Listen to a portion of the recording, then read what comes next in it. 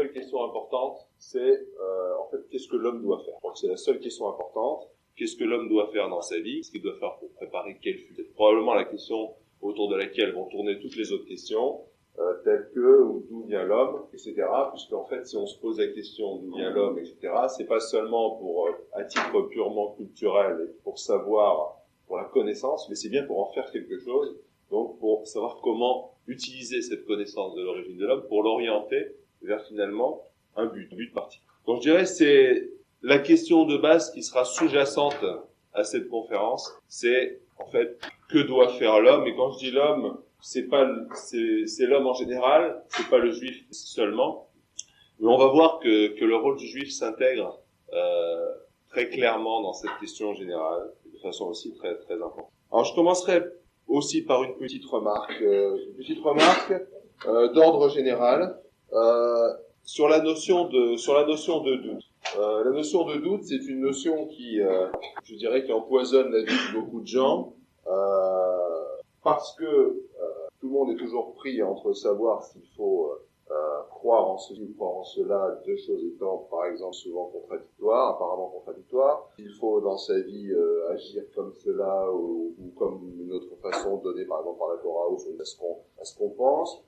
Savoir si, dans les grandes tendances de la connaissance du monde, on doit croire que le monde a été créé, par exemple, par hasard. Enfin, donc, il y a une ambiguïté perpétuelle, sous-jacente dans tous les niveaux de la connaissance, et il y a aussi une ambiguïté perpétuelle, sous-jacente au niveau de l'action, a priori. Je dirais pour celui qui n'a pas un certain type de connaissance, une ambiguïté permanente, qui est finalement, on va le voir aussi, une nécessité dans l'univers. Cette ambiguïté est absolument nécessaire pour que, comme on va le voir, l'homme puisse avoir finalement ce libre arbitre. Mais cette ambiguïté, tout en existant, entraîne que souvent, énormément de gens restent dans le doute et n'arrivent pas à sortir finalement de ce doute, n'arrivent pas à lever cette ambiguïté et restent dans un doute finalement qui les empêche de construire quoi que ce soit dans leur vie. C'est-à-dire qu'ils sont perpétuellement en balancement. Est-ce que je dois croire en ceci plutôt en cela?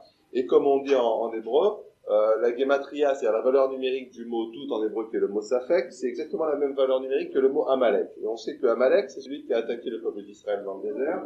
Et on sait qu'il y a un Amalek extérieur qui est le peuple qui a attaqué le peuple d'Israël, mais on a tous aussi un Amalek intérieur. Et quand on parle d'Amalek le jour de Purim, c'est pas seulement de tuer Aman et de tuer tous ceux qui sont ennemis et tous ceux que la Torah nous recommande de détruire, mais c'est surtout peut-être celui qui est à l'intérieur de nous. Et celui qui est à l'intérieur de nous, ce Amalek, c'est effectivement le Safek, c'est ce doute qui nous empêche de construire, ce doute qui nous laisse perpétuellement en balance. Et on sait bien que quelqu'un qui doute, il ne peut jamais arriver à faire un projet qui a de la valeur, de l'importance, qui est lourd à long terme, lourd chargé de sens. Et malheureusement, on voit que des fois, certaines personnes qui doutent de rien, et même ne doutent certainement pas d'idées qu'ils ont et qui peuvent être totalement fausses, ils arrivent néanmoins à avoir des projets qui aboutissent. Ils peuvent faire des catastrophes gigantesques à l'échelle de l'humanité. Ça donne, on voit un peu la puissance de puissance de la conviction. La puissance de la conviction. Nous, ce qui nous intéresse ici, bien sûr, c'est pas de savoir que quelqu'un peut ne pas douter d'une idée mauvaise et construire toute sa vie autour de ça, tel que l'ont fait certains chefs d'État qui ont été des destructeurs à grande échelle. Mais ce qui nous intéresse à nous, c'est de ne plus douter pour savoir au contraire quel est le bon côté, quelles sont les bonnes idées, quelles sont les bonnes valeurs, qu'est-ce qui, au lieu d'être destructeur, qu'est-ce qui est constructeur. Parce qu'en fait, tout le but de l'homme, c'est de construire. Et je dirais, ma définition à moi du bien et du mal, c'est pour moi, personnellement, ça n'engage que moi, pour moi, la définition du bien, c'est quelqu'un qui construit, et le mal, pour moi, c'est quelque chose qui détruit. Donc ça, c'est une définition possible aussi, qui est relativement claire, relativement concrète du bien. Après cette petite introduction sur ce problème sous-jacent dans toutes les questions qui se posent à nous chaque jour, et en fait, se poser à un moment ou à un autre, qui s'est posé certainement pour vous, qui est sous-jacent tout ce qu'on se pose dans ce séminaire, toujours ce problème du doute qu'on va essayer d'évacuer autant que possible, cette conférence autant que plusieurs choses. Alors, pour commencer un petit constat, pour rentrer dans le vif de la conférence, un petit constat pour remarquer qu'au cours des derniers milliers d'années, probablement l'intelligence de l'homme n'a pas sensiblement varié. Je crois que c'est secret pour personne, que si on remonte à quelques années, on trouve Philosophe, Titien, on trouve Talgor, on trouve Aristote, des hommes du calibre de Moïse, bien sûr, de Moshe. On trouve des gens qui, finalement, n'ont certainement rien à envier à l'homme du XXe siècle, du point de vue de l'intelligence, et probablement, d'une certaine façon, d'une point de vue d'une connaissance essentielle, connaissance de base. Parce qu'aujourd'hui, bien sûr, on doit aussi constater qu'on a beaucoup plus de connaissances qu'avant, et qu'il y a beaucoup de gens qui ont connaissance de ces connaissances. La question, c'est de savoir si au niveau des connaissances essentielles, des connaissances de base, finalement, est-ce qu'on en sait vraiment beaucoup? Au niveau de la physique, certainement. Au niveau de l'astronomie aussi. Bon, je vous une petite parenthèse, présenter, puis le faire. Bon, je suis à la fois astronome et ingénieur, donc si vous voulez, si vous avez des questions au niveau technique ou si j'ai des choses un petit peu fortes par rapport à la science, c'est vécu de l'intérieur, c'est pas vu de l'extérieur. Hein, donc je pense pas que certaines personnes, des fois, j'avais oublié de me présenter en début de conférence et puis donc après, oui, mais là vous êtes intéressant. Ce sera un peu ce que je voulais dire ça avant pour que vous voyez les choses que je vais dire avec l'éclairage finalement positif et pas l'éclairage. Donc je crois qu'il faut constater que les connaissances sont de plus en nombreuses à notre vision, mais au niveau des connaissances de base, des connaissances essentielles sur la nature de l'homme, etc., peut-être qu'on n'en sait pas beaucoup plus. Alors bien sûr, il y a eu une transformation. Le moteur de cette transformation, ça a été la transformation, qui n'existe pas au niveau vivant, de façon aussi sophistiquée.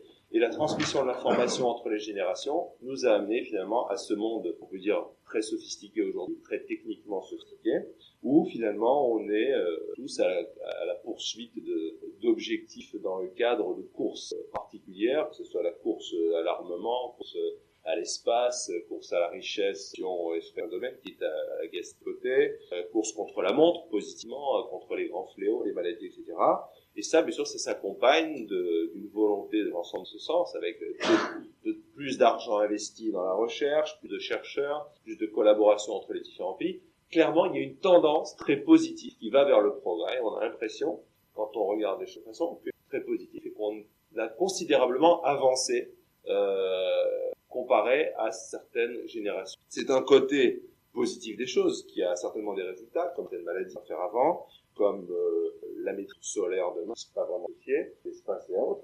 Bon, mais par contre, il faut aussi regarder l'autre côté, le côté, disons, un peu plus négatif. Et quand on regarde le côté un peu négatif, on ne peut pas manquer de s'interroger, en voyant que d'abord, le XXe siècle est certainement l'un des plus sanglants de l'histoire, qui se singularise par l'étendue de ses oppressions, d'exterminations diverses. C'est le XXe siècle qui a sinon inventé, disons du moins, systématisé le génocide, qui a provoqué l'anéantissement de peuples entiers par la famine, comme on l'a vu en Afrique, famine organisée, alors qu'avant, disons cette année, mais là on voit la façon dont le gouvernement africain se comporte. C'est le XXe siècle qui a sinon conçu en théorie, mais en plus réalisé en pratique, je dirais, des régimes d'asservissement des peuples qu'on avait années, etc., sans parler bien sûr des armes nucléaires, les armes de demain, on n'espère pas, qui sont plus dangereuses que jamais et qui ne cessent effectivement de proliférer et d'être contrôlables. Donc on s'aperçoit que, comme disait Rachid, la sagesse est destructrice si elle n'est pas maîtrisée. Et donc, on voit que la connaissance est devenue instrument de développement. Donc, le bilan est extrêmement difficile à faire entre est-ce que vraiment on progresse, on a progressé dans le bon sens globalement par rapport à l'objectif global de l'humanité, ou au contraire, finalement, est-ce qu'on a régressé dans la mesure où, à part tout ce qu'on dit, où finalement l'homme peut-être se serait abruti, ou l'homme avec la télévision, etc., en tout cas la grande majorité des hommes ait perdu une certaine autonomie de réflexion. Est-ce que finalement tout le monde n'est pas en train d'absorber un peu tout le même matériau et commence à perdre son raisonnement critique, etc., etc. Il y a autant de questions qu'on peut poser qui nous interrogent finalement. Est-ce que vraiment on est dans la bonne direction et quels sont les critères, quels sont les systèmes de test pour le vérifier? Et finalement, une fois qu'on s'est posé cette question, qu'on a trouvé une réponse, est-ce qu'il y a finalement des réponses vraies qui nous permettraient pour le futur de ne pas se tromper et d'avancer de façon non ambiguë vers un avenir constructif? C'est les questions qu'on va essayer de voir. Alors effectivement, on sait qu'au niveau de la société, comme au niveau de l'individu, bon, un certain nombre de causes qui font qu'il y a un dévoiement de la connaissance, c'est-à-dire que toute cette connaissance accumulée est dirigée vers des œuvres qui sont du gaspillage. On a vu l'utilisation de la connaissance pour le pouvoir, on a vu l'utilisation de la connaissance pour des intérêts divers. On notera à titre d'exemple, titre un peu plus intellectuel, la récupération du darwinisme par les darwinistes sociaux et les nazis. Vous savez que le darwinisme est une théorie de la science en général, mais qui a été utilisée par des systèmes économiques pour s'appuyer, pour favoriser certaines. Il y a eu la promotion des théories biologiques de Lysenko, qui n'avait pas grand-chose à voir avec le vrai, mais qui allait dans le sens de ce que voulait favoriser le pouvoir stalinien.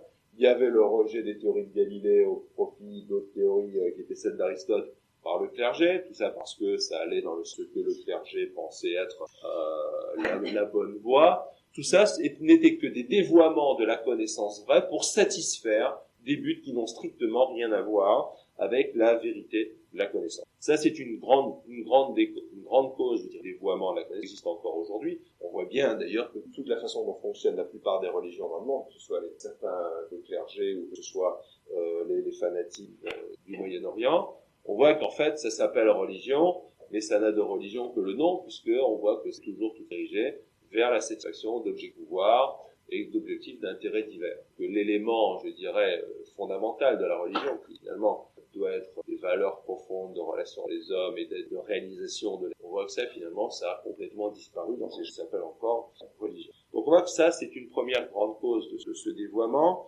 Bon, une deuxième cause qui est beaucoup plus répandue, c'est ce que Einstein appelait la bêtise humaine, dont Einstein lui-même disait que pour celui qui n'arrive pas à se faire une idée de l'infini, Einstein disait seule la bêtise humaine donne une idée de l'infini. C'est humoristique.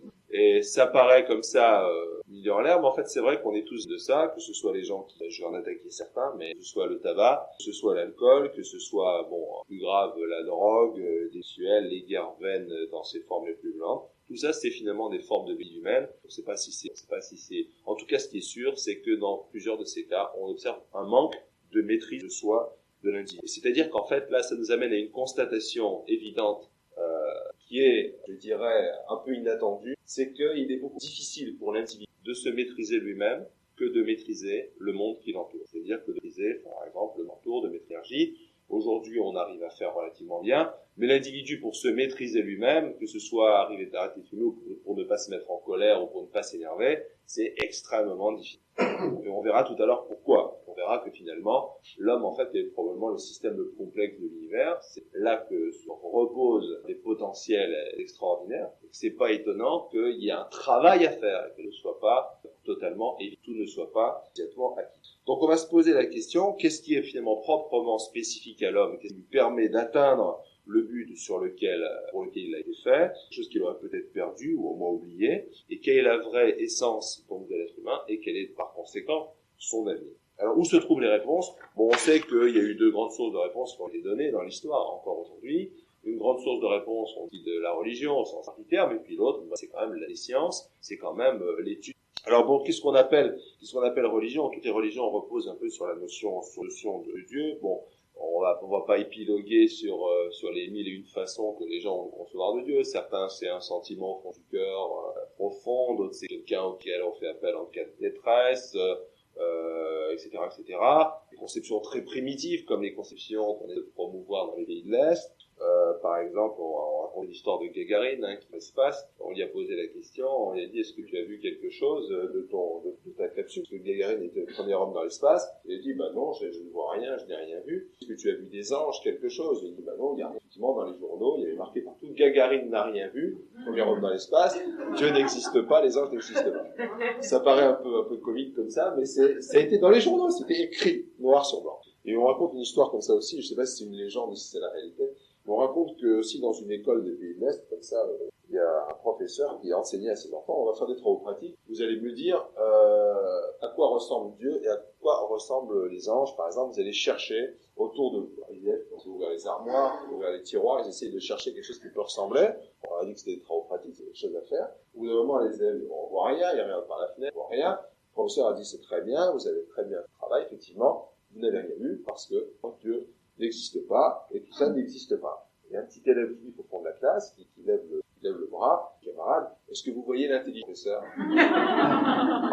Bon, c'est vrai qu'on peut démolir ces arguments qui sont basés finalement sur le sentiment. Et c'est pas une idée rare. C'est vrai qu'il y a énormément de gens qui disent je ne crois que ce que je vois. Pour nous, ça nous paraît ridicule, surtout après voir les choses sous cet angle-là. Mais le nombre de gens qui disent je ne crois que ce que je vois, vous en avez des millions, des centaines de millions, peut-être même la majorité de l'humanité. Ça, c'est une façon, je dirais, primitive de voir, de concevoir l'essence du créateur, de concevoir le créateur.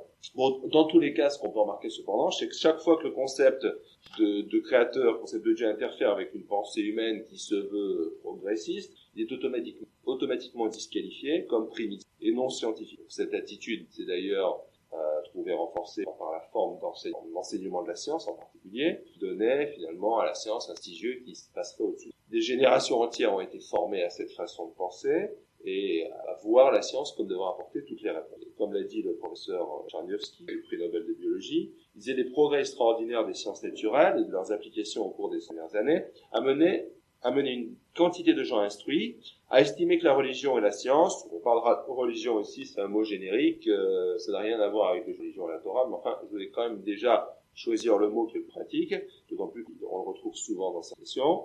Il a conduit une quantité de gens instruits à estimer que la religion et la science non seulement n'ont rien de commun, mais sont par nature même contradictoires et ennemies l'une de l'autre, et que la lutte entre elles est quelque chose de parfaitement naturel, qu'on n'aurait jamais pu empêcher déjà dans le passé et encore moins à notre époque. Lorsqu'on pousse aux extrêmes cette attitude philosophique, on en arrive à rejeter totalement la religion comme parfaitement inutile, voire nuisible. La religion est une séquelle du passé lointain, qu'on vient à une nature humaine rudimentaire. Dans le cadre de cette négation en bloc, on préfère alors n'utiliser que des preuves provenant de la méthode et de la recherche scientifique. Alors la question qu'on peut se poser, c'est est-ce que ce compte est évitable, ou bien est-ce qu'on peut prendre ces deux vérités, je dirais, simultanément. Alors il faut à ce moment aussi dire quelques mots sur la science. Il faudrait définir ce qu'elle est. En deux mots, le domaine de la science est limité à ce qui est expérimentalement vérifiable. Une théorie scientifique doit en particulier être ce qu'on appelle réfutable et faire des prédictions. Si elle n'est pas réfutable, on ne peut pas faire d'expériences qui mettent en cause un certain nombre de ces assertions, ce n'est pas une théorie scientifique. Et si elle n'est pas capable de prédire des choses qui n'ont pas encore été observées, de dire que c'est un système qui colle à la réalité, mais qui n'est pas une théorie scientifique à proprement parler. On a des exemples de bonnes théories scientifiques, je ne m'apesantirai pas là-dessus dans le temps, c'est les théories par exemple de Newton, de la théorie d'Einstein, de la relativité générale. Par contre, on a des exemples, c'est triste dans l'autre sens, qui sont l'exemple de la théorie de l'évolution, sur lequel on reviendra pour un petit moment. Ceux qui prétendent donner réponse à toutes les questions, et qui n'est pas expérimentalement vérifiable, s'appelle pas science, mais s'appelle le scientisme. Le scientisme, en fait, c'est quoi? C'est un peu comme les fameuses ontologies et tout ça. Le scientisme est une confiance absolue dans des possibilités infinies de la science. Et il essaie de donner toutes les réponses au nom de la science dans des domaines qui ne sont pas ouverts à une observation directe et répétée. Parce que répéter pour que ce soit de la science. Le scientisme, bien sûr, est arbitraire, il n'est pas de la science, et il n'a aucune autorité, même quand il est distillé par des prix Nobel. Vous savez souvent que l'opinion d'un prix Nobel est toujours, même si elle sort de son domaine d'expertise, si un prix Nobel de biologie va se mettre à parler ou de l'avenir de l'homme, il y aura une interview d'une demi-heure à la télévision pour dire quoi. Comme disait Jean Rostand, il ne faut pas croire au père Nobel. Il ne faut pas croire au père Nobel, parce qu'effectivement, on peut souvent faire complètement fausse route. On a vu l'exemple avec Bertrand Russell, qui est un des plus grands mathématiciens du XXe siècle, et qui s'était lancé dans la politique, et qui avait échafaudé, qui avait d'ailleurs un courant politique de pacifiste, avant des très très influents. Et donc, sa grande théorie, c'était que les Allemands ne voulaient faire de mal à personne. C'était avant la guerre, et que c'était un peuple pacifique, et que les gens se gargarisaient d'idées de guerre, alors qu'en fait, les Allemands étaient un peuple très pacifique, ils voulaient de mal à personne, juste défendre et organiser leur défense.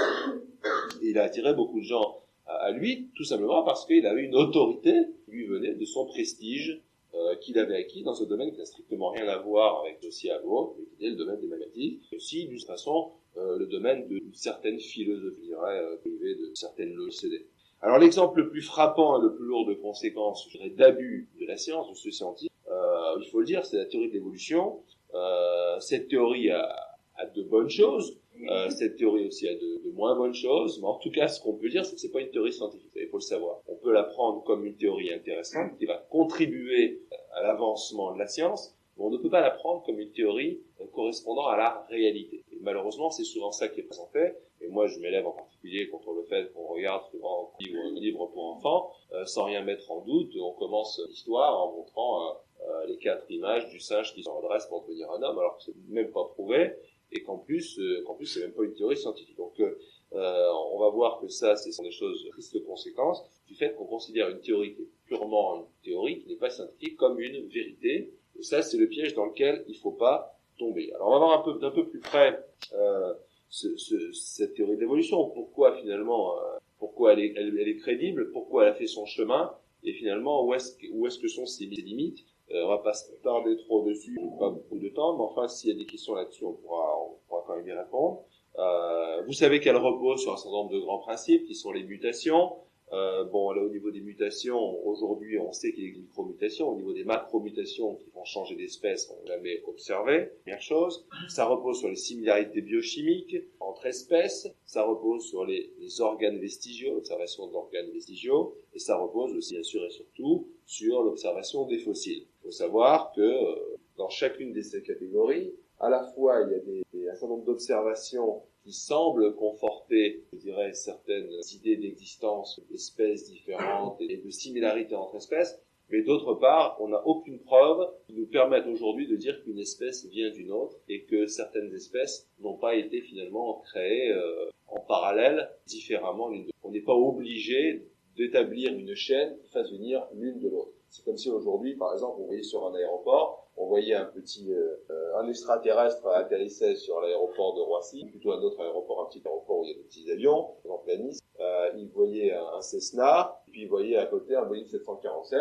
Il disait, voilà, le Cessna, c'est le bébé 747. Un extraterrestre, il vient, il dit, voilà, je suis venu juste pour une minute, après je repars, mais je vois bien que le Cessna, quand il va grandir, il va devenir un 747.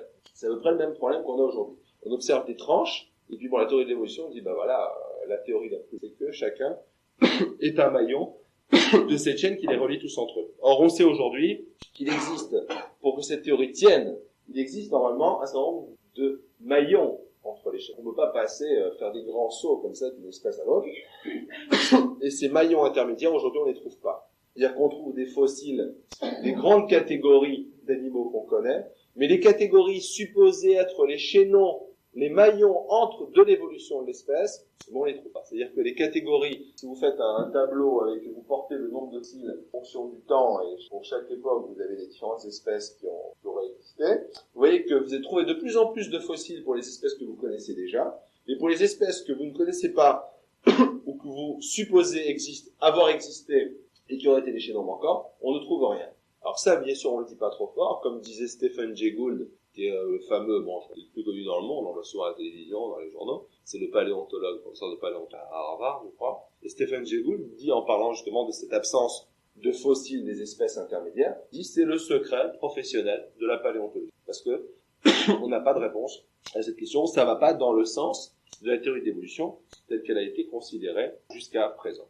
Alors bon, il y a beaucoup d'exemples de vrais et de faux qu'on aurait pu discuter, l'exemple de l'homme de Piltdown, l'exemple de l'Archéoptérix, dont à propos duquel Fred Hoyle s'appelle le fossile, FAUI, parce qu'il y a effectivement un nombre de fossiles dont l'authenticité est en cause, et même un certain nombre de fossiles qui sont posés, sont d'abord en très petit nombre, qui pourraient être des pièces cruciales à l'évolution, qui finalement ont été des faux. Il faut aussi, là encore une fois, être extrêmement critique, qui sont vrais, puis il y a des choses qui sont moins vraies. Quand on raconte à quelqu'un qu'en 1987, des scientifiques, des biologistes à Harvard pouvaient encore peindre des petites taches noires sur une souris blanche pour faire croire qu'elles avaient muté, personne ne le croirait. Et pourtant, c'est vrai. Les articles qui ont été publiés comme ça. Ça a été, le livre a été donné, il y a des enquêtes faites, des de Harvard, mais c'était des gens importants et des professeurs, etc. Donc, il faut savoir que ça existe. C'est-à-dire que 95% de la science, certainement 4% des sciences, sont de bonne foi, même quand des fois on fait des erreurs sans le savoir, sans exprès, en biaisant derrière soi-même. Mais en plus, savoir qu'il y a aussi une quantité non négligeable de gens qui vont donner des faux résultats, simplement parce que c'est médiatique, ça fait des groupes, ça fait avancer leur carrière, etc. Et le font volontairement faux. Alors ça, je vous incite à lire un petit livre qui s'appelle Enquête sur la fraude scientifique, dont le titre exact c'est La souris truquée. Les auteurs c'est Broad et Wade, c'est américain, c'est français. Bon, tout ça pour dire que de toute façon, il faut être toujours extrêmement critique. C'est-à-dire qu'il y a un certain nombre de choses très bonnes, un certain nombre de choses qui sont mauvaises, mais bien sûr, l'homme de la rue est incapable de dire quelles sont les choses qui sont bonnes et les choses qui sont mauvaises. Le seul moyen de se prévenir contre ça, et le seul moyen d'accepter comme des vérités des choses qui ne sont que des hypothèses, c'est finalement, la première étape, c'est de garder toujours un œil critique. Quand on vous dit quelque chose à la télévision, ou dans les journaux, on dit, ça y est, on a découvert le premier homme, ou ça y est, ou c'était Lucie, la première femme, n'importe quoi, comme ça, des bêtises comme ça. Il faut rester extrêmement critique. Wait and see. Dans 10 ans, on verra si c'est toujours comme ça, et la plupart du temps, pour 99%, c'est plus la même chose qu'on dit. Et en plus, si vraiment vous avez envie de le croire, c'est intéressant. Alors vous faites comme les gens qui ont fondé Arachim, vous vous attachez au travail pendant 1 an, vous cherchez dans la doc, vous allez voir si c'est vrai, vous prenez des arguments, et l'origine de l'argument, et vous le décomposez jusqu'à ce que vous arriviez à savoir si c'est vrai ou si c'est pas vrai. À ce moment-là, et la plupart du temps, vous arrivez à la conclusion qu'en fait, on sait pas, ce sont des hypothèses. Il faut certainement pas baser sa vie sur une conception du monde qui n'est qu'une théorie parmi. Et malheureusement, c'est souvent ce qui se passe avec la théorie de l'évolution, c'est qu'elle sert de base à une certaine compréhension du monde, comme on va le voir. Alors la théorie de l'évolution, bien sûr, a fait son chemin, d'abord parce qu'elle a été enseignée par des hommes de science, ensuite parce qu'elle a été à la base d'éducation des sciences naturelles relativement tôt, dès qu'elle est sortie, parce qu'elle avait été de science, bien sûr, et que mieux vaut une mauvaise théorie que pas de théorie du tout, c'est un grand principe. Mieux vaut une mauvaise théorie que pas de théorie du tout, c'est vrai à condition qu'on dise que la théorie est mauvaise. Parce que toute la science fonctionne comme ça, en fait. Toute la science fonctionne avec des mauvaises théories. On n'a que des mauvaises théories. Enfin, c'est mieux que rien. Par contre, il faut le dire qu'elle est mauvaise. C'est-à-dire qu'il faut pas faire croire à quelqu'un que ça y est, on a la conception du monde, ça y est, on a tout découvert, ou que le Big Bang, ou je ne sais pourquoi, c'est sûr, c'est la réalité. C'est pas vrai. On sait bien que c'est pas vrai. On sait bien que c'est peut-être une partie de la réalité. On sait bien que ça va évoluer. Et qu'il faut certainement pas présenter une théorie scientifique comme une représentation vraie de la réalité. On sait bien que ce n'est qu'une image, bien inférieure même au tip of the iceberg, comme on dit, hein. C'est l'image qu'on se fait du monde, elle est encore moins représentative du monde, de loin moins représentative du monde que le haut de l'iceberg par rapport à l'ensemble. Comme disait Newton, il a toujours eu l'impression de piocher l'eau de l'océan avec une coquille de noix. Je crois que ça encore, c'est extrêmement optique. Tout ça, c'est même pas piocher la connaissance, c'est même pas piocher l'eau de l'océan avec une coquille. Il faut s'enlever de l'idée, toutes ces idées que on serait pas loin de trouver les réponses aux questions. À part cet aspect positif pour la théorie de l'évolution, que mieux vaut une mauvaise théorie que pas de théorie, donc ça fait son chemin dans l'éducation, mieux enseigner quelque chose qu'enseigner rien à quelque question, stupide. En plus, un autre argument, c'est que, comme disait le philosophe Linné, où il se nature factum salto, la nature ne fait pas de saut, plus agréable pour les de ne pas penser à des discontinuités, de voir une idée, etc. Encore que, évidemment, la science accepte le Big Bang, c'est un paradoxe. Ensuite, elle semble rendre compte de l'intégralité de la réalité. On peut faire rentrer plein d'espèces dans cette théorie, c'est puisque on a décidé que tout venait de tout, et on part du petit pour arriver au gros, donc on peut toujours arriver à trouver un endroit où on case, etc., etc., etc. Sans oublier les aspects sociaux, qui sont les aspects, un peu tristes, je dirais, les aspects de carrière, parce qu'il est très difficile de remettre en cause des idées bien établies, même si on sait qu'elles sont, parce que on risque de ruiner sa carrière. C'est très rare les gens qui peuvent se permettre, finalement, de remettre en idées. C'est un peu comme disait Stéphane, c'est le secret professionnel de la paléontologie. C'est difficile de remettre en cause, de dire tout haut que quelque chose est faux, que ça n'a pas de sens, si on n'a pas quelque chose de mieux à proposer. Et la plupart du temps, dans le cas de la théorie d'évolution, on n'a pas grand-chose d'autre à proposer. Donc, il faut bien accepter soit là. Elle apporte, encore une fois, un nombre de très bonnes choses. Mais, malheureusement, ce n'est pas une théorie scientifique, parce qu'elle ne peut pas être réfutée, et elle ne peut pas faire de prédictions. Alors, il y a des raisons profondes de sa percée, parce qu'on peut pas imaginer qu'une théorie comme ça fasse son chemin, d'accord, elle est en réalité, elle est comme de science, etc. Mais ce qui est le plus intéressant, c'est voir les raisons psychologiques. Parce qu'il existe des raisons psychologiques pour chaque théorie. Alors, les premières raisons psychologiques, je dirais, c'est que la sélection naturelle est une explication d'un monde vivant, naturel, diversifié, qui permet d'éviter de considérer que ce monde a été créé par une force, finalement, qui en désirait l'existence, ou qui l'aurait créé intentionnellement. Donc, c'est-à-dire la conséquence directe de la théorie de l'évolution, qui peut être d'ailleurs la cause directe de cette théorie, de cette façon, c'est l'exclusion, finalement, d'un créateur du monde. C'est-à-dire qu'en fait, est-ce qu'il est possible que des gens, justement, aimeraient que le monde n'ait pas de signification? C'est une question que je vous pose. Est-ce qu'on peut concevoir que certaines personnes aient envie que le monde n'ait pas de signification? Pour nous, ça paraît un peu juste. Parce qu'au contraire, on a l'impression que le monde est beaucoup plus beau, beaucoup plus harmonieux s'il y a des significations. Mais peut-être y aurait-il des gens qui aimeraient que le monde n'ait pas de signification? Alors la réponse, elle est simple. Il y a Aldous Huxley, celui qui a écrit Le meilleur des mondes, qui a écrit dans un livre qui s'appelait Confessions of a Professional Free Thinker, c'est les confessions d'un libre penseur professionnel. Il a dit, j'avais des raisons de ne pas vouloir que le monde ait une signification, et j'ai par conséquent supposé que le monde n'avait pas de signification. Il n'y avait pas de difficulté à trouver des raisons satisfaisantes pour cette hypothèse. Pour moi, comme probablement pour l'ensemble de ma génération, la philosophie de l'absurde était un instrument de libération d'un certain système moral. Nous étions contre la moralité parce qu'elle dérangeait notre liberté sexuelle, entre autres.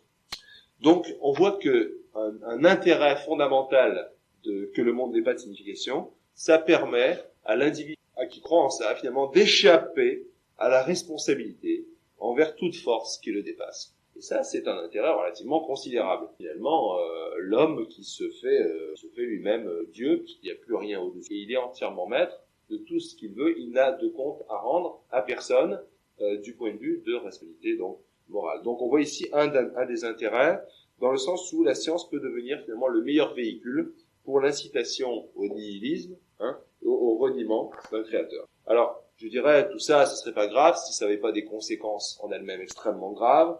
D'abord, la théorie de l'évolution est un cas magistral d'abus de la science, parce que ça n'en est pas, il faut que je rappelle encore une fois, on ne le rappelle jamais assez, que ça apporte énormément d'éléments intéressants, je dirais, de connaissances, mais encore une fois, c'était scientifique. Il faut savoir qu'elle a abouti donc au darwinisme social, ce qui n'est pas grave, à des distorsions, des dégradations de l'homme, ce qui est un peu plus grave, enfin, il faudrait qu'on s'y attarde plus longtemps, mais ça aboutit aussi à des choses beaucoup plus présentes, comme ce qu'a dit par exemple le docteur Francis Crick, prix Nobel de biologie pour la découverte de l'ADN, qui a dit, en parlant de la sélection naturelle, donc en s'appuyant là-dessus, il a dit « Nous ne pouvons pas continuer à considérer toute vie humaine comme sacrée. On ne devrait pas permettre l'idée que chaque individu a une âme et qu'il faut préserver sa vie à tout prix. Il faudrait plutôt reconsidérer le statut de la naissance et de la mort. Si par exemple on considérait qu'un enfant naît légalement à l'âge de 2 jours, cela permettrait d'examiner si c'est un membre acceptable de la vie humaine. Il pourrait également être souhaitable de définir une personne comme légalement morte lorsqu'elle aurait atteint l'âge de 80 ou 85 ans, et de lui interdire par conséquent l'usage d'équipements médicaux coûteux. Il faudrait également exiger des vieilles personnes qu'elles distribuent une certaine proportion de leurs biens. Prix Nobel de biologie en 1960. Francis Crick. On voit aussi que Hitler, Marshall disait la chose suivante dans Mein Kampf, disait « Dans la nature, il n'existe aucune pitié pour les créatures inférieures lorsqu'elles sont détruites afin que les mieux adaptées puissent survivre. » Donc on voit qu'il est toujours dans ce sens, bon lui n'a pas su. Mais disons qu'on voit que c'est toujours cette façon de penser, cette façon que finalement on va utiliser des théories pseudo-scientifiques pour baser finalement toute une recherche de pouvoir, etc. Et on voit que ces idées, je dirais, qui sont prises comme des vérités, sont prises à ce moment-là comme représentant le monde tel qu'il est.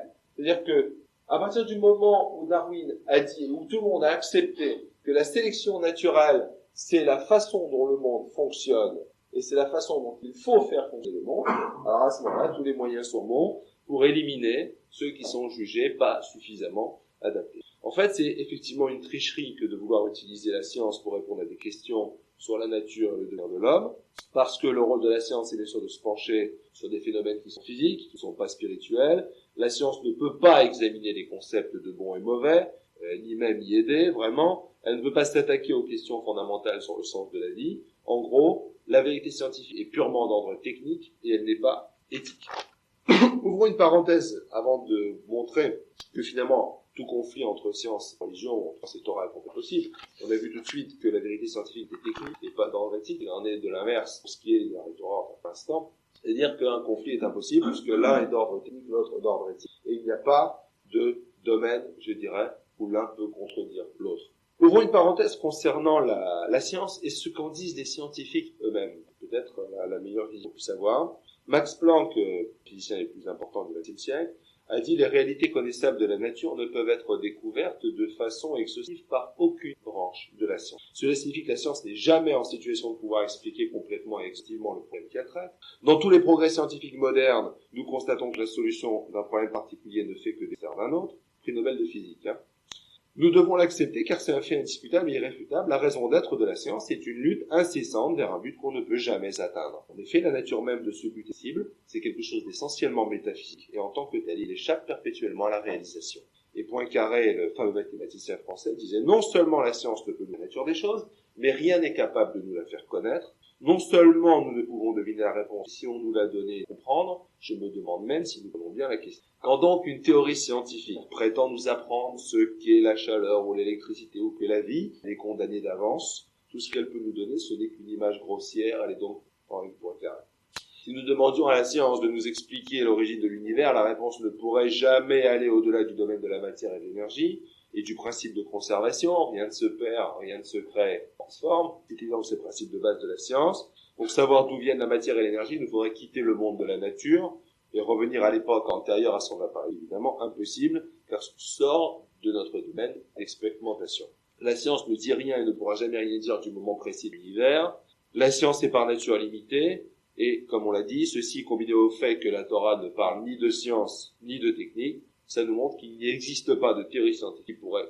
Donc un conflit entre science et Torah est complètement impossible. Avant de fermer totalement cette parenthèse, j'aimerais regarder la complémentarité entre ces deux domaines tels que vus par les scientifiques. Savoir qu'entre science et Torah il n'existe pas de conflit, c'est bien, mais savoir que pour les plus grands scientifiques il y a complémentarité entre ces religions, c'est certainement encore plus intéressant. Einstein disait, bien que les domaines de la religion et de la science soient même clairement démarqués, il existe cependant entre eux des relations et des dépendances réciproques. La science ne peut être créée que par des gens profondément imprégnés d'un désir de vérité et de compréhension. Or, la source de ces sentiments jaillit du domaine de la religion, ainsi que la foi dans la possibilité que les règles qui s'appliquent à l'existence du monde soient rationnelles, c'est-à-dire compréhensibles pour la raison. Je ne peux concevoir un savant authentique sans foi profonde, disait Einstein. Et Max Planck, toujours, ajoutait, il ne peut jamais y avoir de véritable opposition entre la religion et la science, car elles sont complémentaires. Quelqu'un de religieux quelqu'un de sérieux et qui réfléchit se rend compte qu'il doit reconnaître l'utilité de l'élément religieux s'il veut que toutes les forces de l'âme humaine agissent de concert de façon libre et harmonieuse. Ce n'est d'ailleurs pas par hasard que les plus grands penseurs de tous les âges ont également été des âmes profondément religieuses. La science renforce les valeurs morales de l'être, parce que chaque connaissance nouvelle nous met en face du mystère de notre propre. Et j'aimerais raconter une petite histoire à propos de Newton, qui était lui-même le plus grand scientifique millénaire, et qui était protestant. Il était évidemment croyant, et forcément, et il avait un ami astronome, qui lui était athée. Et un jour, son ami est venu chez lui, il est rentré dans son bureau, il a remarqué dans le bureau de Newton, dans un coin, une magnifique maquette qui modélisait finalement les équations de la gravitation, telles qu'elles sont appliquées aux planètes et au Soleil. Et on voyait le Soleil au milieu, et toutes les planètes, chacune sur un cercle concentrique, ou un cercle, et on appuyait sur un bouton, et cette maquette commençait à tourner, toutes les planètes commençaient à tourner en fonction de leur mouvement réel dans l'univers, et en fonction des équations de Newton, donc ça lui permettait de modéliser ses théories. Et son ami lui dit, mais c'est merveilleux, une belle pièce d'artisanat, en superbe artisanat, superbe mécanisme, et il dit, j'aimerais bien avoir le nom de l'artisan fait pour en faire une identique, ou en tout cas une similaire pour mes propres études, en fond de moi-même. Et Newton lui dit, je peux pas te le donner, parce que personne ne l'a fait. On comprend cette entrée, il repose la question, et Newton insiste, il lui dit, non, je t'assure, personne n'a fait cette maquette. Il répète 5 minutes, 10 minutes, un quart d'heure, bon après, elle s'énerve, s'apprête à claquer la porte, Newton le retient par le bras, il dit, attends, tu t'énerves alors que tout à l'heure que personne n'a fait maquette, explique-moi ta logique. Tu n'arrives pas à admettre depuis un quart d'heure que cette maquette n'a été faite par personne, et ce monde qui est tellement plus harmonieux, tellement plus beau, qui est depuis longtemps avec des lois si merveilleuses, t'es prêt à accepter que personne ne l'ait fait. Donc il l'a mis, c'est-à-dire du point de vue de la logique pure, du point de vue de la raison, on voit que l'homme, obligatoirement, s'il réfléchit un petit peu, il ne peut pas faire autrement que accepter que sous-jacent à l'univers créé, à toutes les lois qui sont présentes, la logique pure le fait accepter. Toute autre conception est complètement déconnectée de la réalité. Ou bien ça équivaudrait à une rupture de sa propre logique, une rupture de la logique qu'on a l'habitude d'utiliser tous les jours. C'est exactement ce que Newton lui a dit. Il dit, explique-moi ta logique. Tu n'arrives pas à accepter que cette maquette, qui est tellement simple, a été faite par personne, et toi, un athée, tu es prêt à accepter que ce monde, tellement plus compliqué, plus harmonieux, tellement plus beau, qui fonctionne avec des merveilles, on a la cellule humaine, c'est plus fantastique que la plus grande des galaxies, et tu es prêt à accepter que ça se fait par personne. Donc par la logique et la raison, et là on rejoint ce que disait Max Planck quand il disait les plus grands penseurs de tous les âges ont également été des âmes profondément religieuses qui ont réalisé que sous-jacent à chaque chose dans la nature, il y avait justement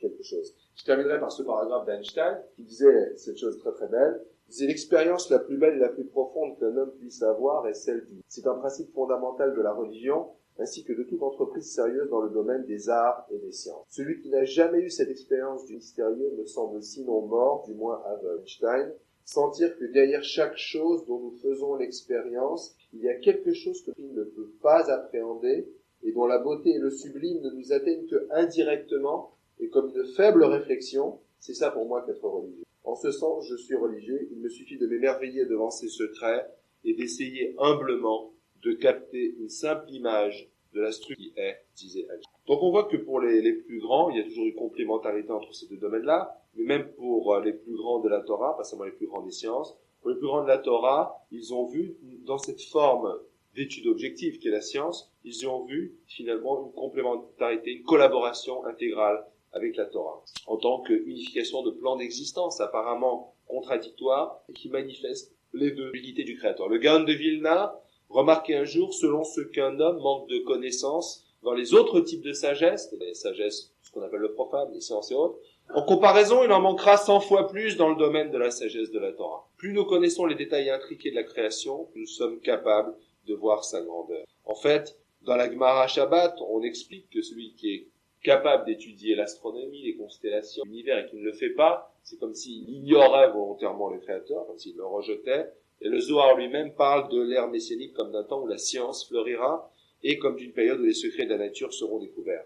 Le Rabbin Munk, dans sa fameuse série des 5 livres de la Torah commentés, à la voix de la Torah, sur Pilan, si vous prenez à Bereshit, à la Genèse, le premier commentaire de la Genèse, c'est sur Bereshit, Bara Elohim et Hashamayim vet haaretz. Pourquoi le premier mot de la Torah est Bereshit, pourquoi le deuxième est Bara, et pourquoi on met seulement le nom du Créateur en troisième position. Commencez par le plus important, qui est le nom du Créateur. Et en fait, il explique, comme les commentateurs, que la Torah ne met le nom d'Hachem qu'en troisième position. Elle le fait précéder de la notion de Bereshit, qui est la notion de temps, et la notion bara de création, et la notion d'espace. Car c'est en observant et en étudiant la nature, en prenant conscience finalement des attributs divins, que l'on accède progressivement à la connaissance d'Hachem. Comme a dit Hachem à Moshe, tu me verras par derrière, mais ma face ne peut être vue. L'homme ne peut pas connaître Dieu par autre chose que par ses actes, sa providence, par ses paroles qui sont la Torah, mais il ne peut pas le connaître par son essence. Évidemment, comme le Talmud, l'histoire où le Romain demandait à Rabbi Akiva si ce Dieu était si puissant, pourquoi on ne le dit jamais? Demain, il a fait regarder le soleil, regarde le soleil d'Arrête, c'est une demande. Regarde, si déjà le soleil, tu peux même pas le regarder d'aveugle, alors a fortiori, combien de dimensions, combien d'infini il y a entre ce soleil et la vraie essence du Créateur, pour comprendre, ce qui est totalement, il ne faut pas s'imaginer d'une façon ou d'une autre, l'homme puisse avoir accès, serait-ce qu'à une parcelle de l'essence du Créateur. Il peut avoir accès qu'aux résultats, aux attributs divins tels qu'ils s'expriment dans la création, qui est un acte, qui est le résultat d'un acte du Créateur, d'où l'importance plus vaste qui est la Torah elle-même. C'est-à-dire qu'on peut relativement bien concevoir, et en plus la science moderne nous incite de plus en plus à nous diriger vers cette direction-là, qui était totalement inattendue il y a encore quelques années, c'est avoir la physique et la métaphysique comme deux facettes d'un seul ensemble qui est la Torah. Alors on va essayer de voir avec quelques exemples concrets, et on va essayer de lever un petit peu le voile d'une ambiguïté qui est, comme on l'a dit au début, de toute façon sous-jacente, parce que s'il n'y a pas d'ambiguïté dans la nature, l'homme n'a pas de libre arbitre. Pour que l'homme ait le choix, il faut qu'il y ait ambiguïté. S'il y a le bien et le mal, s'il y a ambiguïté, s'il y a possible de choisir, tout ça c'est pour que l'homme puisse réaliser son libre arbitre. Le libre arbitre étant un mot un peu galvaudé, mais qui est certainement la chose la plus sophistiquée de physique dans l'univers dans son ensemble, de la physique à la métaphysique, dans tout l'univers créé. Le libre arbitre est certainement la chose la plus difficile à comprendre, la chose la plus élevée dans sa signification. Bien sûr, ça justifierait une conférence, rien qu'en elle-même, rien pour discuter du libre arbitre. Mais il faut savoir que le mot monde, le mot en lame en hébreu, c'est les mêmes racines que lem qui veut dire voilé, caché. C'est-à-dire qu'en même temps, on retrouve dans le mot hébreu en lame, on trouve à la fois la notion du monde tel qu'on le connaît, c'est le monde, et en même temps, la notion de voilé. C'est-à-dire que, à la fois c'est le monde et à la fois il est voilé. On retrouve cette ambiguïté dans le mot hébreu, qui est le mot en lame, comme vous le verrez d'ailleurs pour vos concepts aussi de la Torah, ou beaucoup de concepts de mots de l'hébreu, où il y a une signification extrêmement lourde sous-jacente, sous chaque lettre et sous chaque mot de la Torah. Et dans ce mot-là en particulier, le mot en lame, on voit cette chose déjà tout à fait extraordinaire. Et pour pouvoir s'apercevoir de cette convergence, de ce parallélisme entre la science et la Torah, j'ai essayé en 2 minutes, parce qu'il n'y a plus beaucoup de temps, en 2 minutes de vous faire un petit panorama de l'univers. On va faire un voyage dans l'espace-temps. Je passe en général 20 minutes, là je vais le faire en 2 minutes. Mais pour expliquer un peu d'abord la vision de la science de l'univers. Vous avez tous regardé les télévisés et les journaux, donc maintenant vous connaissez bien tout ça. Bon, en fait, c'est toujours pas mauvais de rétablir les choses telles qu'on les voit. En astronomie aujourd'hui, on conçoit que l'univers a été créé au départ avec un Big Bang, qui aurait été une explosion initiale d'une particule infiniment petite, de matière infiniment dense, pour donner finalement lieu à une expansion. Et dans la première phase, cette petite particule, en explosant, aurait donné un univers fait tout de lumière, avec des énergies gigantesques, des températures de plusieurs milliards de degrés, dans lequel rien d'autre que la lumière ne pouvait exister. Et peu après cette expansion, au fur et à mesure que l'univers grandissait, après l'explosion, la température, donc comme dans tout système physique en expansion, la température peut diminuer, et donc il y a un refroidissement qui permet finalement à des particules de pouvoir naître et ne pas être immédiatement détruites, naître par les forces de gravitation, Force de gravitation, qui veut dire que ça s'agglomère, hein, la gravitation fait que deux masses s'attirent, sous l'effet des forces de gravité.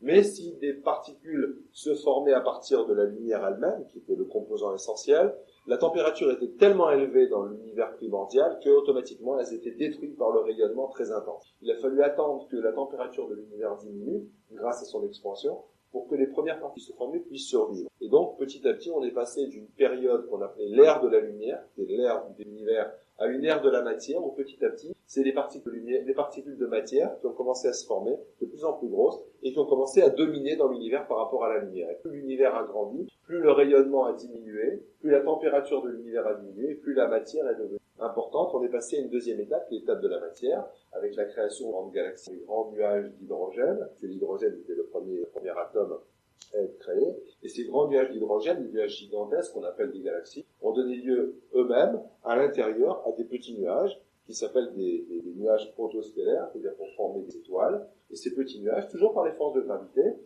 puisque tout attire tout dans l'univers, cette cassette attire le mur est en train d'attirer cette porte, mais les forces sont relativement faibles, donc ça ne veut pas, et s'il y avait dans le vide, seul dans l'univers, cette cassette et cette montre, on finirait par. Donc, sous l'effet de ces forces de gravitation, des petits nuages se forment, et ces petits nuages, en continuant à se contracter sous l'effet de la gravitation, les nuages d'hydrogène forment des étoiles.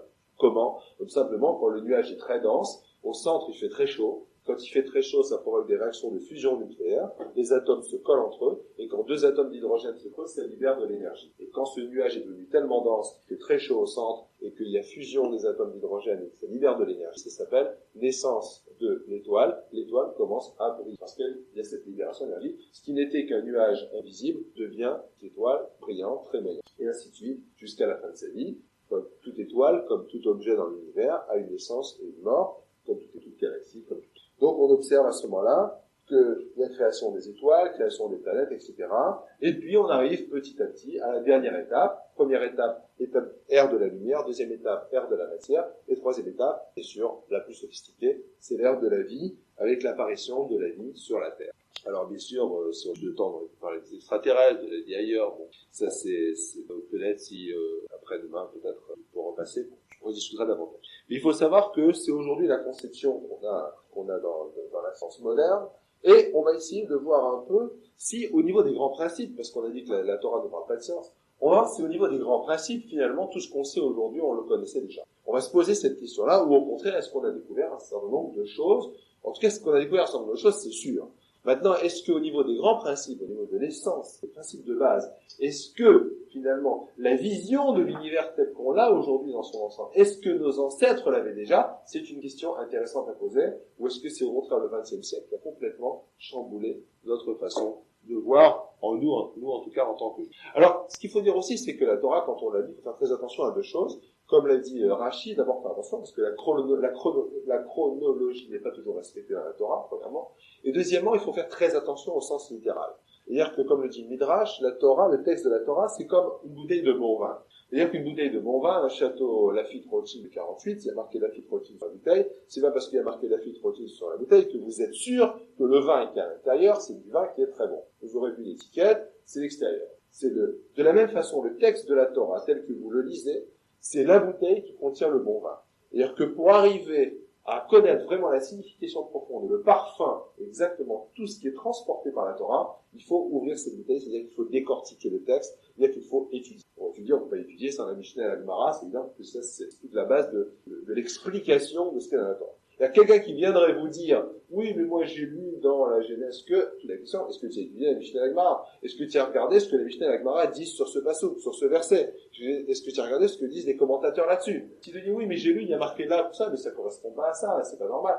Si, déjà, il peut pas répondre à cette question, oui, j'ai lu dans les commentaires et j'ai dit que, c'est même pas la peine de continuer, c'est quelqu'un qui a regardé la bouteille. Et on ne peut pas discuter du bouquet du vin avec quelqu'un qui a regardé la bouteille. C'est pas possible. Donc ça, c'est la première chose qu'il faut se mettre dans la tête. Il faut faire, en particulier en conclusion sur ça, très attention au sens littéral, parce que il peut être, des fois, il peut induire en erreur si on n'étudie pas l'intérieur du texte, si on regarde que l'extérieur. Ces deux précautions étant mises de côté, on peut à ce moment-là commencer à regarder un petit peu ce que dit le texte, et en fonction de ce qu'ont dit les commentateurs, et ce que va nous apporter en parallèle la conception de la science telle que j'ai dit et dit. D'abord, et là on rentre un peu dans cet aspect telle que le XXe siècle a apporté. D'abord, la description de l'univers, du Big Bang à nos jours, elle est étonnamment similaire dans l'astronomie moderne à ce qui est transporté dans la Torah. C'est pas du tout évident, parce que vous savez que le Big Bang parle d'un commencement. Le Big Bang, c'est un commencement. Mais, il n'y a aucune raison, et la Torah parle de Bereshit, parle d'un commencement aussi. Mais il n'y a aucune raison pour laquelle ça aurait été nécessairement comme ça, physiquement parlant. On a très bien pu imaginer que la Torah parle d'un commencement et que la science parle effectivement d'un univers qui a toujours existé.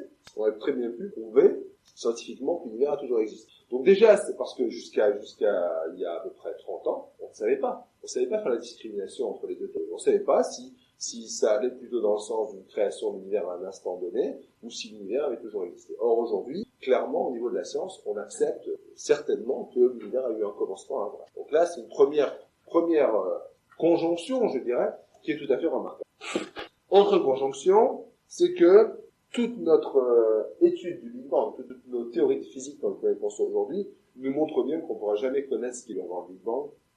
Et les commentateurs ont dit depuis très longtemps, il y a d'années que la Torah nous a été donnée, que le bête de Bereshit finalement représentait tout à fait, vous connaissez sa forme, comme ça, qui est fermé des trois côtés, ouvert dans le sens du texte de la Torah, qui est donc ouvert dans le sens de la création, c'est-à-dire que c'est fermé des trois autres côtés. Et on voit aussi ce parallèle entre ce qu'ont dit les sages de la Torah, qu'il était impossible de jamais ouvrir ce qu'il y avait avant, ce qu'il y a au-dessus, dans le sens extérieur à notre univers, et ce que nous montre manifestement la science moderne, comme dans les citations que j'ai données, Max Planck. Ouais.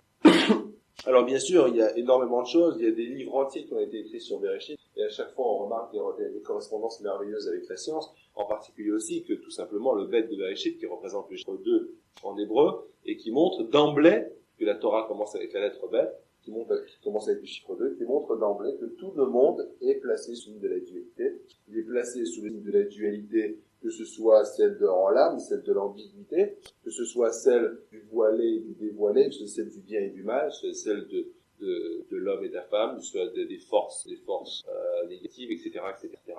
De tout dans l'univers créé, tout finalement va par deux, sauf bien sûr ce qui est d'essence divine, qui est de l'absolu. Et la seule chose qui soit dans l'univers créé, qui soit complètement absolu, bien sûr, c'est l'homme, c'est l'homme, je dirais l'âme de l'homme, qui est bien sûr reliée au Créateur.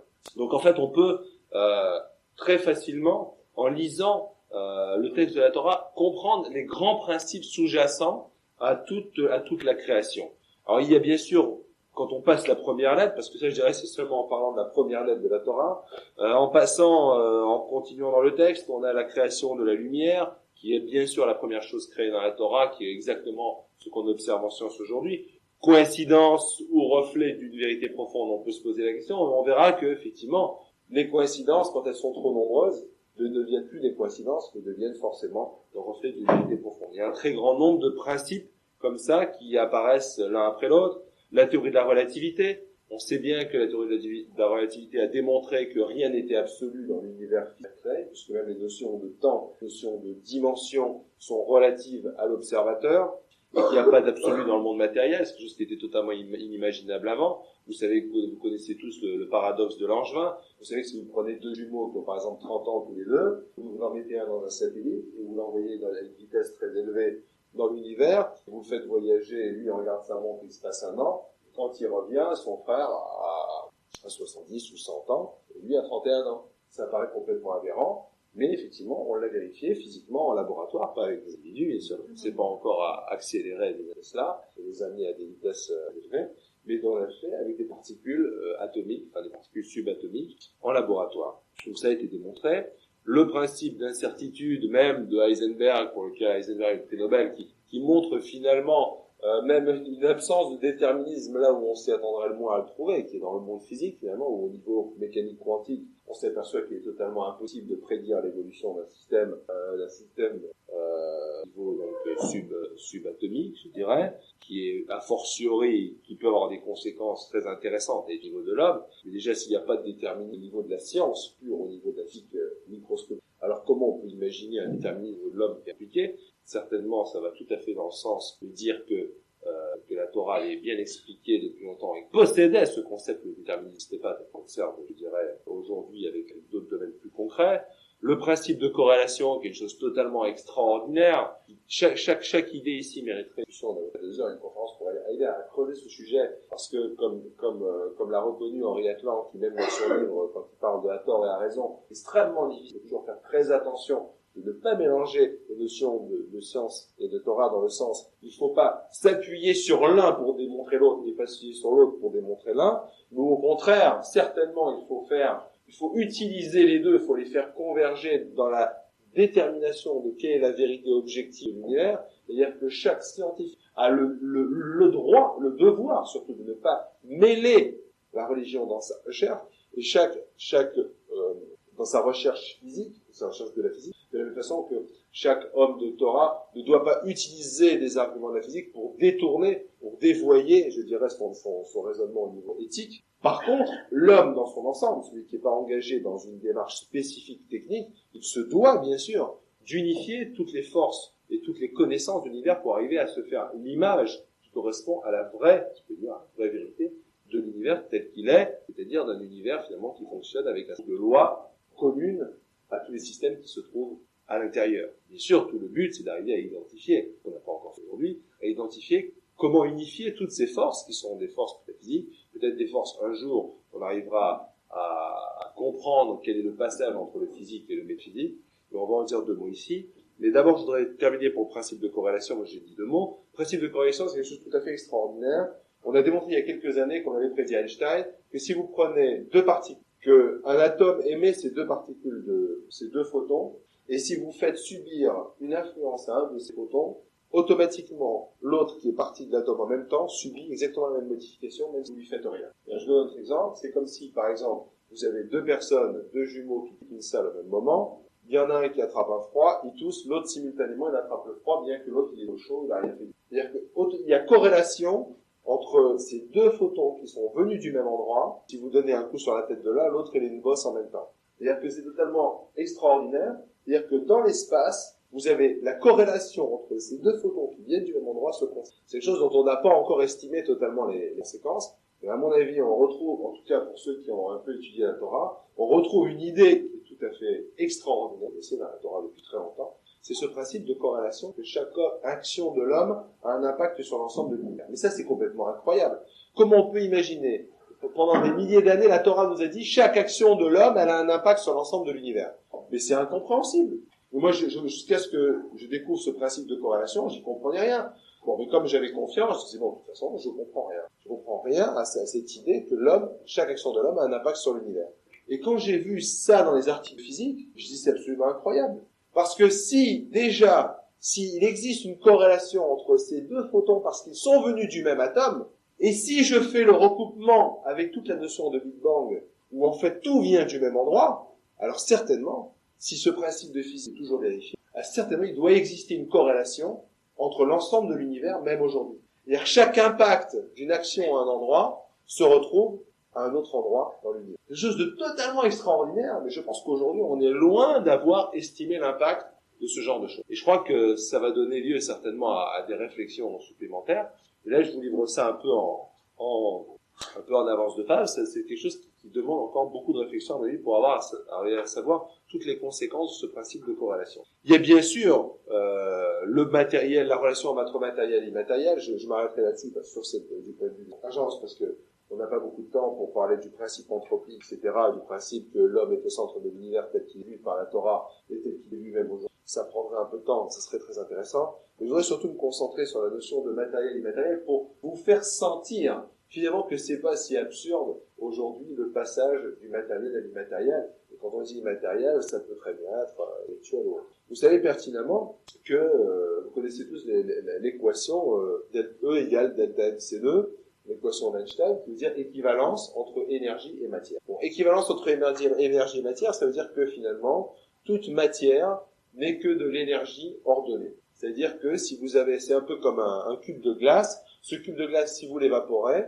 vous le soumettez à la chaleur, vous désordonnez ces molécules, elles se retrouvent dans l'espace sous forme de nuages, et à la limite, si le nuage est suffisamment grand, vous ne voyez plus rien.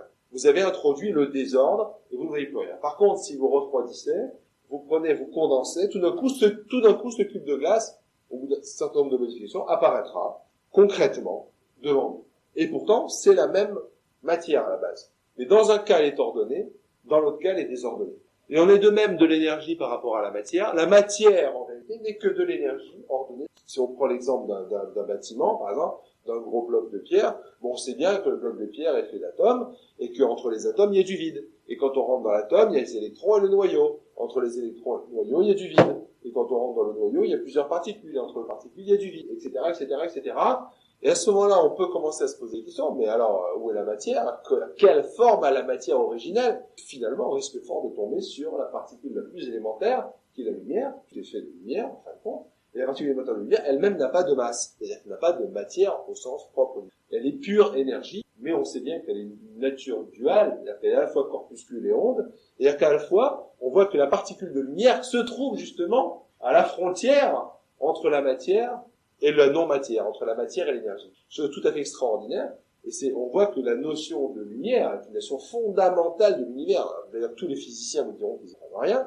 Personne ne sait ce qu'est la lumière aujourd'hui. On connaît certaines de ses propriétés. On sait qu'elle est sous-jacente à tous les phénomènes fondamentaux de l'univers. On sait que pour la lumière, le temps n'existe pas. Alors là, ça pourrait donner lieu à une discussion encore très intéressante sur les trous noirs, ce qu'il n'est pas le temps de faire. Mais pour la lumière, on s'aperçoit que on a des propriétés tout à fait extraordinaires qui représentent finalement un passage, un type de passage entre matériel et immatériel du cerveau. Et ça pose après toute la question de savoir qu'est-ce qu'on appelle or dans la Terre. Qu'est-ce qu'on appelle la lumière? Est-ce que c'est une lumière physique ou est-ce que c'est cette lumière spirituelle, etc., etc. On prendrait bien, c'est pas en 2 minutes qu'on peut discuter d'un sujet qui, rien qu'à lui seul, pourrait prendre une vie entière et nous suffirait certainement. Tout ça pour vous dire qu'aujourd'hui, la science est engagée dans une voie qui mène résolument vers l'abstrait. Cela ne vient pas comme une surprise parce que le monde physique a été créé lui-même ex nihilo. La science l'accepte à partir d'une réalité qui est certainement de l'ordre de quelque chose qui ressemble à du spirituel. Tous les aspects du monde ont leur racine première dans le monde qui n'est pas le monde physique, jusqu'au plus petit brin d'herbe, jusqu'à chaque atome. La Torah elle-même nous enseignait que l'éthique, en fait, précède la physique. Et pour le scientifique, je vous raconterai un petit paragraphe que j'avais lu dans un livre sur le golem qui m'a paru bien refléter ce qu'on ressent aujourd'hui quand on est à la fois dans la science et qu'on est au fait de tout ce qui se découvre régulièrement. En même temps, on a appris un certain nombre de choses en étudiant la Torah. Et ce paragraphe très intéressant, il disait, pour le scientifique qui a vécu par sa foi dans la puissance de la raison, l'histoire se termine comme un mauvais rêve.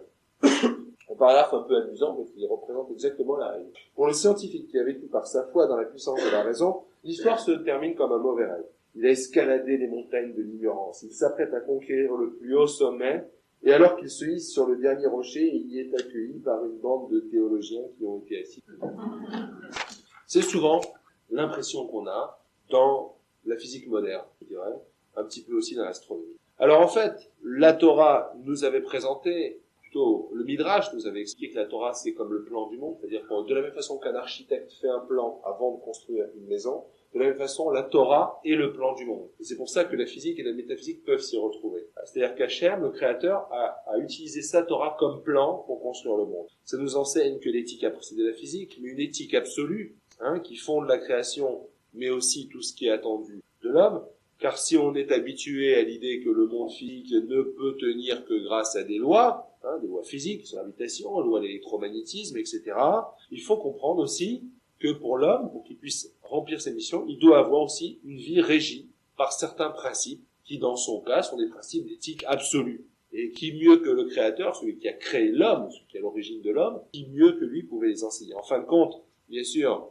c'est l'acte qui va être la chose essentielle. C'est pas savoir avoir des idées, avoir des connaissances, avoir des désirs. C'est l'acte et savoir finalement comment faire ces actes, comment agir dans chaque jour. C'est finalement en se basant sur ces grandes lois qui est l'homme, qu'il va falloir identifier, qu'il va falloir se baser. Il est difficile de dire que l'étude de la Torah donne toutes les réponses, parce que ce serait complètement abstrait. Pour ceux qui sont déjà dedans, ils le savent. Pour d'autres, ça serait abstrait et ça paraîtrait, sinon ambitieux, au moins prétentieux. Il faut dire quand même une chose, ce que disait le roi Salomon, je sais pas moi, Meller dans Michelet, dans les Proverbes. Il disait que justement la Torah donne de l'expérience au jeune homme. Alors ça veut dire quoi, donner de l'expérience au jeune homme? Ça veut dire que finalement, grâce à l'étude de la Torah, l'homme peut acquérir toute l'expérience d'action qu'il aurait éventuellement pu faire, avec tous ses avantages, l'expérience, sans les inconvénients. Et on sait tous que des fois on se dit, dans la vie on a eu une mauvaise expérience. Oui, j'ai eu cette expérience, j'ai eu une mauvaise expérience. Enfin bon, tant pis, j'en ai quand même tiré des leçons. Et c'est peut-être pas si mal, parce que cette mauvaise expérience, elle m'a appris que ceci-là, maintenant, ça m'a fait du bien, je l'ai bien.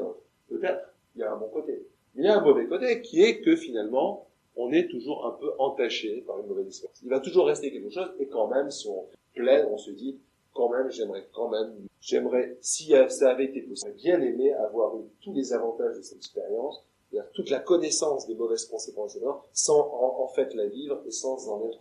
Et c'est exactement ce que veut dire le roi Salomon, Shlomo HaMelech. La Torah, l'étude de la Torah donne de l'expérience au jeune homme. C'est-à-dire qu'il est possible, en étudiant, c'est difficile parce que là, quand je vous lis, c'est de l'extérieur, c'est comme si je regarde la bouteille, parce qu'il faut être que dedans pour le savoir. L'homme acquiert l'expérience, grâce à l'étude de la Torah, avec tous ses avantages, sans ses inconvénients, voire ses malheurs. Parce qu'en fait, seule la Torah donne les valeurs absolues, mais donne toutes les valeurs absolues pour tous les domaines de la vie, mais ça, il faut le savoir. Pour le savoir, il faut rentrer dedans. Ça, c'est toujours difficile une fois de l'extérieur. L'homme qui n'est pas dans la Torah, malheureusement, aujourd'hui, n'a pas les moyens de répondre à toutes les questions, même à la plupart, même à une question, je sais pas si l'homme ne veut pas répondre, on voit un peu l'anarchie totale qui règne aujourd'hui dans le monde. Tous les hommes ont des valeurs. Chacun a des valeurs. Mais le problème, c'est que la catastrophe, elle vient du fait que les hommes ont des valeurs relatives. Les valeurs que j'ai moi, c'est pas nécessairement les valeurs du prochain. Et lorsque les valeurs que mon prochain a, c'est des valeurs que lui a décidé qui étaient des bonnes valeurs. C'est-à-dire que si, par exemple, le juif ne vole pas, le juif de la Torah, l'homme de Torah ne vole pas, il ne tue pas. Il ne vole pas, il ne tue pas parce qu'il pense que c'est pas bien. Bien sûr, il pense que c'est pas bien de ne pas voler. Mais en vérité, l'homme de Torah ne vole pas, il ne tue pas parce que c'est marqué dans la Torah. C'est pas une valeur qui est relative à lui. C'est une valeur qui vient qui est absolue, qui est hors de lui. C'est-à-dire que, bien sûr, il pense que c'est bien. C'est très bien. Mais à la limite, s'il y avait même quelque chose qu'il ne comprend pas, si la Torah lui dit, c'est une valeur absolue donnée par le Créateur. Alors que la plupart des valeurs sur lesquelles le monde est fondé aujourd'hui, toutes les valeurs des différents pays, les relations entre États et les relations liées, c'est des valeurs relatives. Monsieur un tel, il n'a pas volé aujourd'hui. Mais ça ne veut pas dire que c'est pas un voleur. Demain, il va vous trouver des arguments pour lesquels, mais demain, il doit voler. L'État lui a demandé ceci ou quoi, il va pas payer. Ou bien un machin lui a laissé traîner sa voiture dans le quartier, il va lui casser. Ou je ne sais pas trop quoi, on lui a cassé son rétroviseur, il va en piquer un autre. C'est justifié. J'étais pas un voleur, mais j'ai trouvé des raisons. On va se trouver des arguments. Parce que ces valeurs, elles sont relatives. Il s'est forgé un système de valeurs. Le monde ne peut pas tenir sur un système comme ça. Ça aboutit à la catastrophe, ça aboutit à ce qu'on a connu à l'époque de Babou, à l'époque du déluge, et des tas de choses. Le monde se détruit.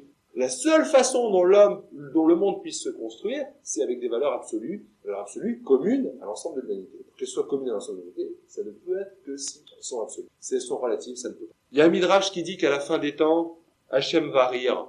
On se pose la question, qu'est-ce que veut dire le midrash? C'est-à-dire, le Créateur, Dieu va rire à la fin des temps. Il va rire de quoi? Il va rire de voir la façon dont les hommes, finalement, à la fin des temps, ils trouveront la vérité, puisqu'ils reconnaîtront le Créateur. Il va rire de la façon dont les hommes sont passés pendant des milliers d'années à côté de la vérité, alors qu'elle était disponible là. Alors que, en fait, ils ont cherché des systèmes, à créer des nouvelles sociétés, cherché à inventer des royautés, des nouvelles des communes, je ne sais trop quoi, des systèmes de fonctionnement de la société, sans jamais se rendre compte qu'à portée de main, ils avaient en fait un trésor dans lequel toutes les lois de la vie en harmonie, pas du juif.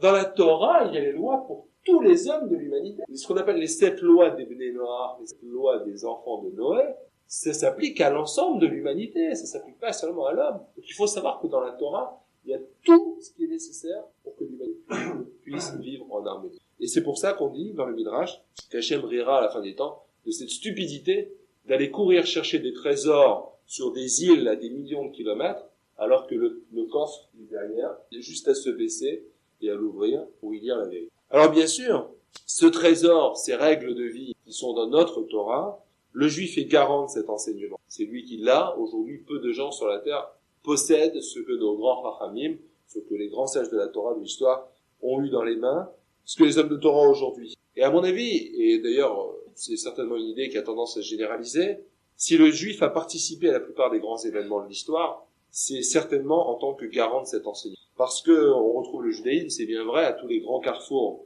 de l'histoire, et comme l'a fait remarquer Jean-François Revel, la civilisation occidentale tourne autour de la connaissance, et toutes les autres civilisations tournent autour de la civilisation occidentale.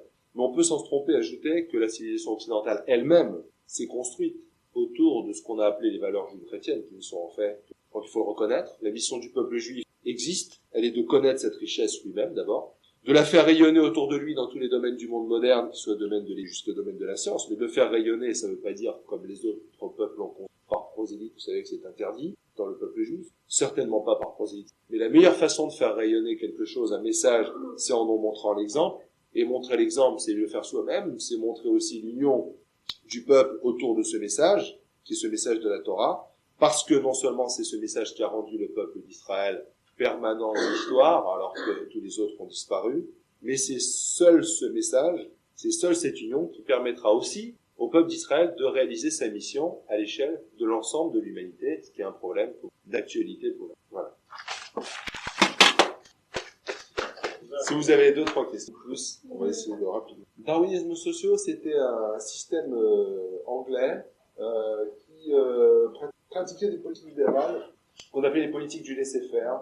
C'est-à-dire qu'en fait, de toute façon c'est-à-dire ne pas intervenir en faveur des pauvres et autres, c'est-à-dire laisser dire les riches sont riches, puisque Darwin a dit qu'il doit y avoir sélection naturelle, eh bien que les riches s'enrichissent et que les pauvres s'appauvrissent. Politique du laisser-faire. C'est ça le darwinisme. Alors, il y a 2-3 petites choses que j'ai pas dit. Bon, il y a des questions un peu bateau. Il faut toujours y répondre.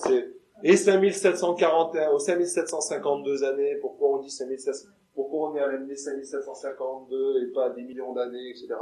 Alors 5752, il faut savoir que c'est par rapport à la création de l'homme. C'est la première chose, c'est par rapport à la création de l'univers. Ensuite, on disait, oui, mais l'homme, est-ce qu'on sait s'il a été créé il y a 5752 années? On a trouvé l'homme de Néandertal, il y a des millions d'années, etc. Alors, ça, c'est tout un faux problème en vérité, parce que premièrement, alors ça encore, il faudra discuter encore, mais c'est une question qui va se poser. Alors, la question d'abord, c'est quand on trouve des os, on trouve des squelettes, qu'est-ce qui permet de dire que c'est un homme? Alors ça, c'est pas évident parce que tous les zoologues, tous les paléontologistes sont d'accord pour dire que l'essentiel de l'individu, ce qui représente la spécificité d'un individu, ne sont pas ces parties, ce sont les organes, le cœur, le cerveau. C'est-à-dire qu'à partir d'un crâne, comme l'humain, les paléontologistes eux-mêmes, à partir d'un crâne, souvent, on peut aussi bien identifier les os, c'est pas du tout évident.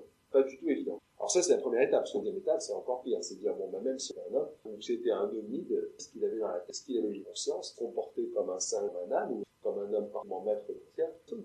La seule façon dont on pourrait répondre à la rigueur, c'est si on trouvait un livre qu'il a écrit, et dont on puisse déterminer l'authenticité sans aucun doute. Justement, on sait qu'on n'a pas trouvé des dates de gens d'année, qui sont estimées par écrit, c'est leur pensée. Il est totalement impossible d'utiliser, on n'a pas le droit d'ailleurs, d'utiliser le mot homme, qui fait allusion à quelque chose qu'on connaît bien, pour des choses, pour des objets, pour des êtres découverts et qu'on a datés de plusieurs millions d'années. Après, il y a que ça. Et ça, c'est encore un gros problème. Parce que la datation au carbone 14 ne marche pas longtemps pour les organiques, pour les êtres vivants. Parce qu'il faut savoir, comme l'a démontré William Lee, lui-même, celui du prix Nobel de chimie, pour avoir démontré l'intérêt de la datation 14, il a bien expliqué que ça ne marchait pas pour les dates de 5000 ans. On ne va pas l'oublier. Sans parler de tous les autres problèmes qui sont du carbone 14. Donc il y a un certain nombre de choses auxquelles faire très attention avant de quitter le temps. Il faut regarder chaque détail, il faut mettre de chaque preuve, tout regarder à la loupe avant de s'avancer. Donc on n'a aucune preuve, personne ne peut amener sur cette table aujourd'hui une preuve qu'il existait un homme avant il y a 5 ans. Personne sur l'ensemble du globe aujourd'hui. Je sais pas, c'est une autre question.